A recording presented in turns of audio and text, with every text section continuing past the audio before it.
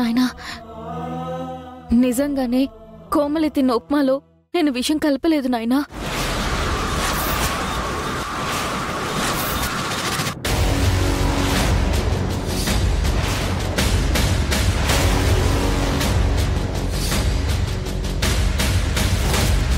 కోమలియా?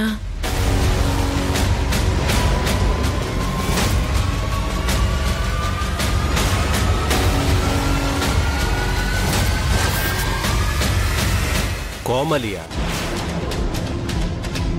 కోమలి ఎవరు?